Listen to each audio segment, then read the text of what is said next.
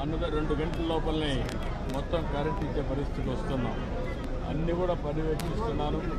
ఎప్పటికప్పుడు real time governance ద్వారా పర్యవేక్షిస్తూ ఎప్పటికప్పుడు అన్ని శాఖల హెడ్స్ కూడా దీన్ని పర్యవేక్షిస్తున్నారు. కలెక్టర్ సమర్థవంతంగా పనిచేస్తున్నారు. చాలా వరకు ఒక మాట చెప్పాలంటే నేను చాలా తుఫానులు చూశాను, చాలా సంక్షోభాలు చూశాను. కానీ ఈసారి మాత్రం జిల్లా యంత్రాంగం, అదే మరి రాష్ట్రంలో ఉండే అధికార యంత్రాంగం, ప్రజాప్రతినిధులు కలిసి సమిష్టిగా పనిచేశారు. ప్రజలకు పెద్ద ఎత్తున ఉపయోగపడ్డారు.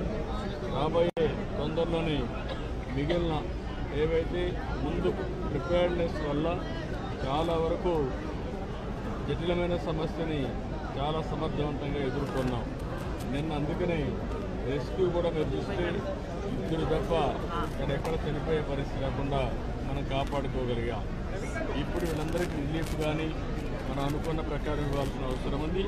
అవి కూడా ఆదేశాలు ఇచ్చారు. సార్, రాష్ట్రం మొత్తం మీద శ్రీకాకుళం నుంచి తిరుపతి వరకు మోస్ట్ ఎఫెక్ట్ అయిన తుఫాన్గా ఇది ఉంది. మీరు ఏరియల్ సర్వే కూడా చూశారు.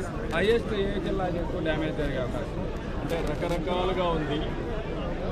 వరి పంట కొంతవరకు దెబ్బతినింది, హార్టికల్చర్ పంట కొంత దెబ్బతినింది. కొన్ని జిల్లాల్లో విపరీతంగా వర్షాలు పడ్డాయి. ఈరోజు నెల్లూరు, ప్రకాశం, బాపట్ల దగ్గర పరచూరు ఆ ఏరియాలో నేను ఏరియల్ సర్వేలు చూశాను. ఎక్కువ నీటితో మొత్తం కూడా ముంపుకు గురైంది. ఇక్కడికి వచ్చే కొద్దికి గాలి విపరీతంగా వచ్చింది. అది కూడా ఒక 70-75 కిలోమీటర్ స్పీడే వచ్చింది. అదే కానీ ఇంకా ఎక్కువ వచ్చుంటే మన కొబ్బరి చెట్లకన్నీ ప్రమాదం వచ్చేది. ఆ పెను ప్రమాదం తప్పే పరిస్థితి వచ్చేది. అయితే అన్నీ కూడా ఎన్యూమరేట్ చేస్తాం. కొంత ఇది నష్టం జరిగింది. కోనసీమ విపత్తి కింద చూడొచ్చు అంటారా? కేంద్రం నుంచి సహకారం ఏ రకంగా? ఇప్పటికే ప్రధానమంత్రి మోడీ కూడా స్పందించారు. అందరూ స్పందించారు. మనం కూడా జాగ్రత్తలు తీసుకున్నాం. ఇక్కడ ఆస్తి నష్టం ఎంతుందో దానిపైన రిపోర్ట్ ఇస్తాం.